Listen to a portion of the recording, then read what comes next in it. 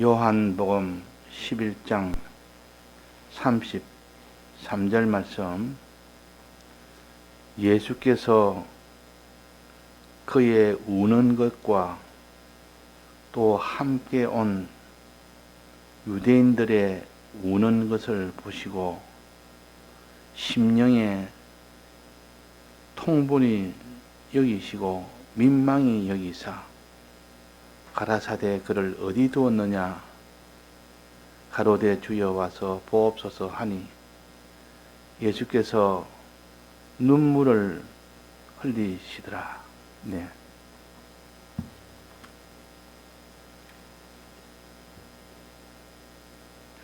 죽은 나사로를 예수님이 찾아와서 그 죽은 나사로를 보고 지금 그의 누이 동생인 마리아가 울고 있었습니다.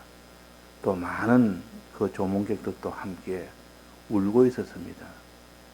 그래서 여기에 말씀하시기로 예수께서 그의 우는 것과 또 함께 온 유대인들의 우는 것을 보시고, 자, 우리는 사람이 육신이 죽든지 또 그 사람의 영이 죽든지 또 심신의 기능이 죽든지 이건 다 죄로 인하여 죽는 겁니다.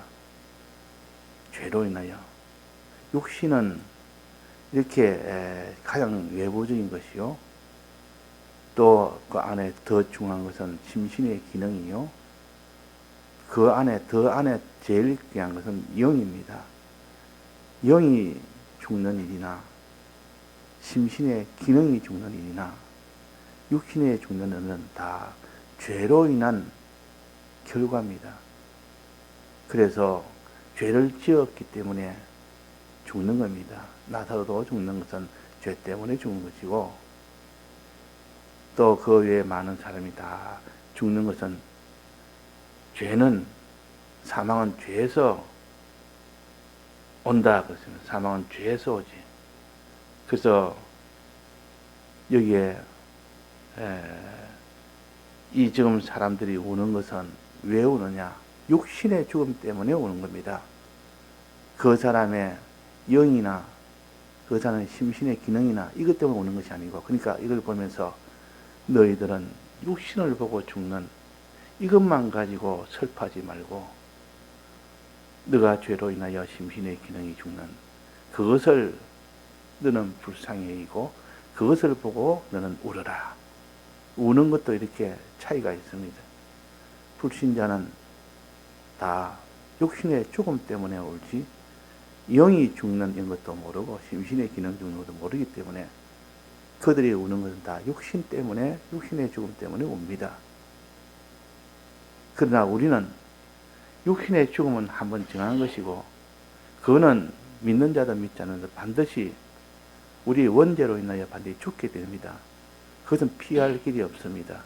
또 새로운 좋은 몸을 입히기 위해서 하나님이 죽게 하기 때문에 거기에 대해서는 울 일은 아닙니다. 육신의 죽음에 대해서는 우리 울 일은 아니고 무엇에 대해서 울어야 됩니까?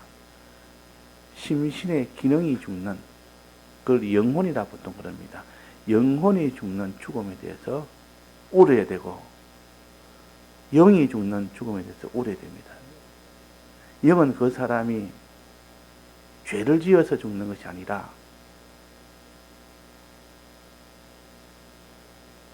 영은 불택자가 되면 그 사람은 택함을 받지 못했기 때문에 죽게 됩니다. 원죄 때문에, 원죄로 인하여 죽는데 그 택함을 받지 못하면 주님의 구속을 받지 못하기 때문에 죽게 됩니다. 그러나 심신의 기능은 자기가 죄를 짓는 그 행위, 그것으로 인하여 죽는 겁니다. 그래서 죽어도 심신의 기능에 대해서 생각이 없는 사람은 육신의 죽음만 생각하지 심신의 기능은 생각을 안 합니다. 영의 죽음을 생각을 안 하는 겁니다. 그래서 우리가 조상집에 가면 슬퍼하는 사람이 많습니다. 대체로 보면 다 육신이 죽는 육신의 죽음에 대한 애통한 이 마음을 가지기가 쉽습니다.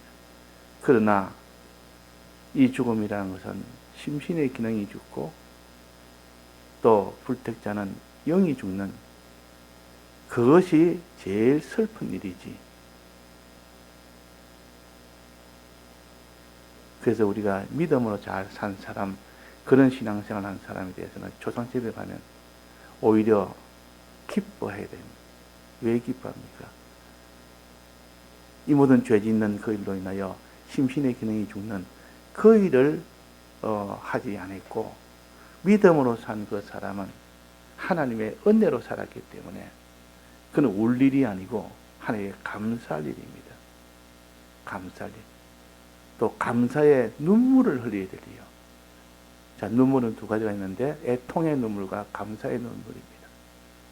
자기 죄로 인한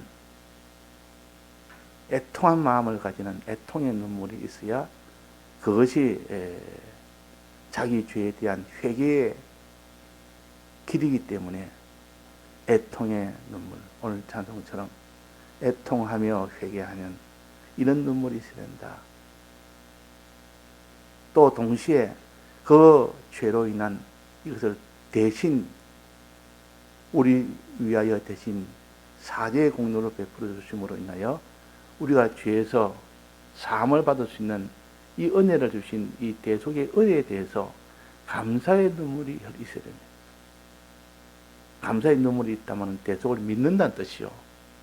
대속을 안 믿으면, 사죄의 공로를 안 믿으면 눈물이 나올 리가 있습니까? 그래서 여자가 회개할 때 예수님께 나와서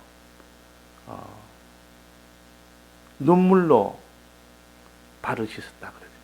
눈물로 예수님의 발을 씻었다 그랬습니다.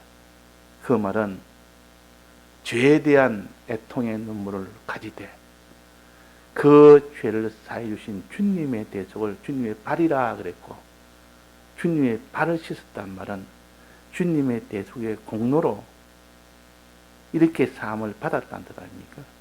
그거는 감사리라. 그러니까 대속에 대해서는 감사의 눈물이 흘러야 되고 자기의 죄에 대해서는 애통의 눈물이 흘러야 됩니다.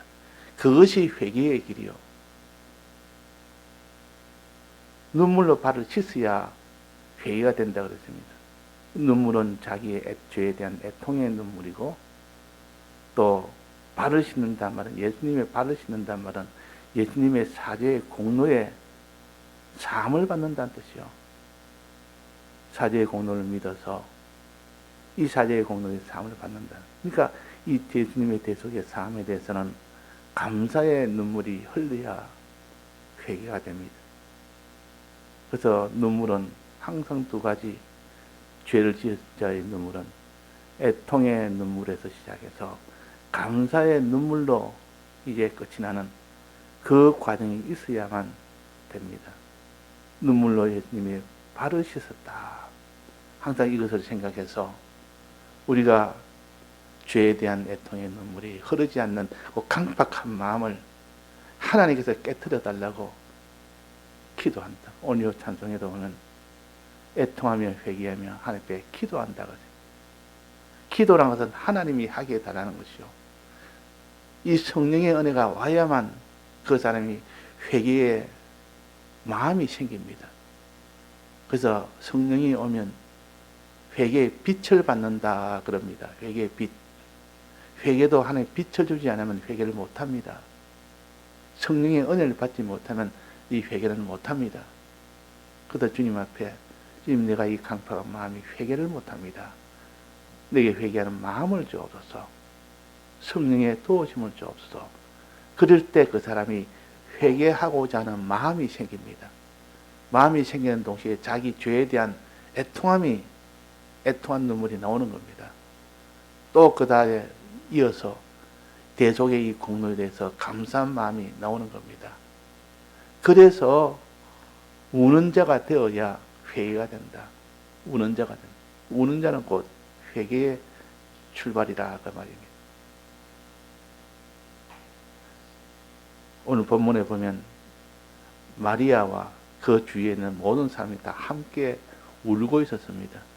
이들은 육신의 죽음에 대해서 울었지만은, 그러나 우리가 울 울음은 이런 울음은 아니고, 그 육신의 죽음은 한 번 다 죽는 것이고, 부활하기 위해서는 또 죽어야 되니까 육신의 죽음 때문에 울어야 될 우리가 아니고 무슨 울음이 되어야 됩니까?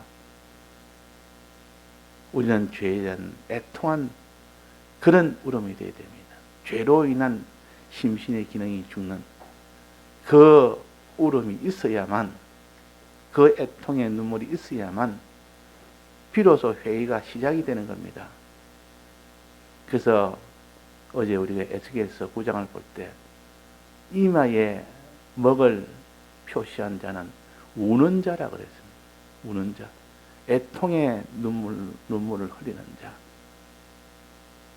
그 눈물을 흘리는 자는 하나님이 그 먹을 이마에다가 표시하라. 그들은 손대지 말아라. 그들은 죽이지 말아라. 그들은 살려줘라. 그래서 회개하는 이 애통의 눈물을 가진 자는 살리심을 받습니다. 죽임을 받지 않습니다. 그 살려고 하는 기계에 가진 자가 죽이지 않습니다. 하나님의 공의의 이 심판을 피해갑니다. 그러니까 우는 자가 되어야 되지, 우는 자가 되지 않으면 안 된다. 즉 애통하는 마음으로 회개하는 자가 되라, 그 말입니다. 대속에 대한 감사하는 마음으로 감사하여 우는 이 사람이 되어서 나아가야 그 자는 이마에 먹을 표시를 받습니다. 먹으러 이마에 표시를 받습니다. 이 자는 회개한 자라, 이렇게 이마에다가 기록을 하는 겁니다. 이 자는 우는 자라, 이 자는 회개하는 자라. 이마에 무슨 글자를 했는지 모르겠지만은 우는 자에게 주는 표시니까 우는 자 뭐 이렇게 기록을 했든지, 회개하는 자 이렇게 기록을 했든지, 애통하는 자 기록을 했든지, 그렇게 기록된 이마에 기록된 자는 사함을 다 받습니다. 사함. 그러나 그는 유다와 이스라엘의 죄악이 아주 가득한데도 불구하고 눈물이 없는 자, 우는 자가 아닌 자는, 회개가 없는 자는 다 죽여라. 긍휼을 베풀지 말고 죽여라. 하나님의 공의의 심판은 죄 있는 그대로 다 죽이는 것이 공의의 심판입니다. 하나님은 공의의 하나님이시지, 죄를 지어도 하나님은 안 죽일 때도 있다. 심판 안 할 때도 있다. 꼭 심판 꼭 하겠느냐? 이 긍휼의 하나님이 꼭 설마 우리를 다 죽이겠느냐?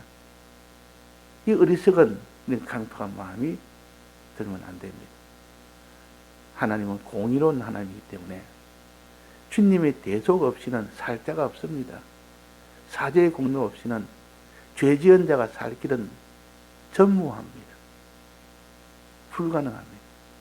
그러나 주님의 사죄의 공로를 붙들고 내 죄에 대해서 애통하며 사죄의 공로에 대해서 감사하는 눈물을 흘릴 때 그 사람은 사함을 받습니다.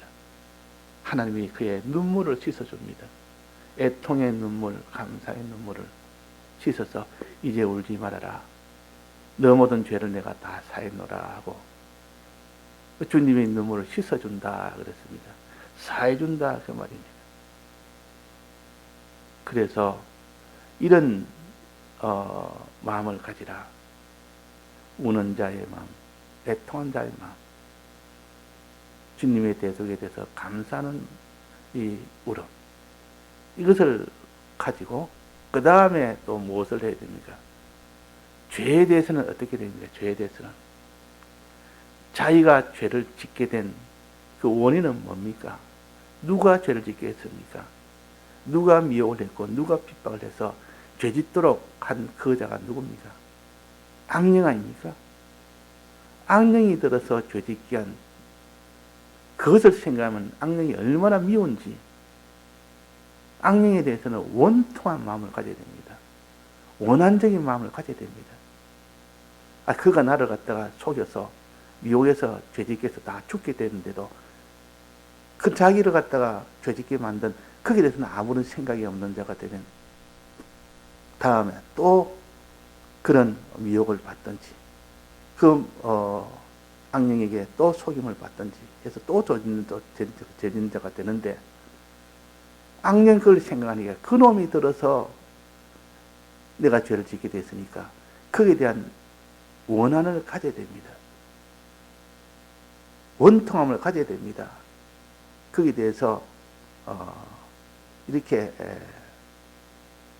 복수에 불타는 그런 마음을 가져야, 미움을 가져야 다음에 죄를 안 짓는 겁니다. 다음에 또 만나면 그 악령이 또 미혹을 하면 또 넘어가 버리고, 그 악령이 또 무슨 핍박을 하면 막 그 핍박에 눌려가지고 또 다시 또 죄를 짓는, 그런 일이 안 되려면 원통한 마음을 가져야 된다. 악령에 대해서는 원통한 마음을 가져야 된다. 예수님이 뭐랬습니까? 처음엔 유대인 보고 우는 것을 보시고 심령에 통분히 여기시고, 통분히 여긴다면 원통함을 여기시고, 그 말입니다. 우리는 악령에 대해서는 원통함을 가져야 다음에 만날 현실에서 그 악령을 만나면, 이놈아 너가 나를 갖다가 이렇게 죄짓게 해서 내가 죽게 됐, 거기서 살림을 내가 겨우 받았다. 또다시 너가 나를 갖다가 또 죄짓게 하는 너다 하면서 원통한 마음을 가지고 원한적인 마음을 품는 그런 자가 되면 그 사람은 다시는 죄를 짓지 않을 수 있는 사람이 되고, 원통한 마음이었고 다시 악령과 친목을 가지면 또다시 죄를 짓는 겁니다. 그래서 원통함을 가지는 것이 얼마나 중요한지, 원한적인 기도하는 것이 얼마나 중요한지. 그래서 예수님은 통본이 여기시고 원통이 여기시고, 그 말입니다.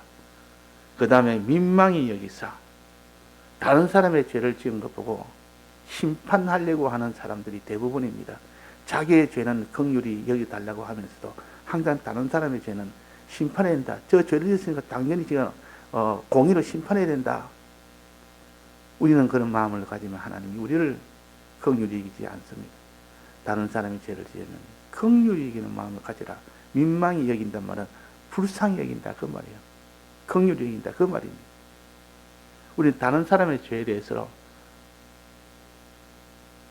잘못하면 바로 정죄를 합니다. 이 사람은 다 공의성이 있고 긍휼성이 두 가지가 있는데, 자기의 죄에 대해서는 공의성을 가지고 나아가야 회개가 되고, 다른 사람의 죄에 대해서는 긍휼성을 가지고 나아가야 그들을 살릴 수가 있습니다. 그러니까 다른 사람의 죄에 대해서 우리는 이렇게 민망히 여기는 긍휼성을 가지는 사람이 되라. 심판성, 공의성을 가진 자가 되면 안 된다 하는 것을 가르칩니다. 그러니까 이 죄에 대해서 우리가 여러 면으로, 첫째는 자기 죄에 대해서 결과 죽음이 오니까 거기에 대해서 애통한 마음을 가지라. 지은 죄에 대해서 애통한 마음, 그로 인한 사망이 오는 것에 대해서 너무나 애통한 마음을 가져야 그게 회개가 되는 겁니다. 또 이것을 사해 줄 수 있는 예수님의 대속에 대해서는 우리는 감사한 마음을 가져야 됩니다. 그래서 감사의 눈물, 자기 죄에 대해서는 애통의 눈물, 이것을 다 사해 주시는 예수님에 대한 감사의 눈물, 또 마귀에 대해서는 원통함이 있어야 됩니다. 원한적인 마음이 있어야 됩니다. 또 다른 사람의 죄에 대해서는 민망히 여기는, 불쌍히 여기는 마음이 있어야 됩니다. 그래야 그것이 죄에 대해서 바른 도리지. 내가 다른 사람 자기 죄는 하나님께 용서를 받고 다른 사람의 죄는 바로바로 다 정죄를 해서, 그런 자는 네가 행한 대로 나도 너에게 긍휼을 베푸지 못하겠다. 네가 다른 사람에게 긍휼을 베푸지 못하는데 어떻게 내가 너에게 긍휼을 베푸겠느냐. 그래서 우리가 다른 사람의 죄를 먼저 사해줘야 우리가 사함을 받습니다. 다른 사람의 죄를 내가 정죄하면 내가 정죄를 받습니다. 그래서 우리가 다른 사람의 죄에 대해서, 또 마귀에 대해서, 또 자기의 지은 죄에 대해서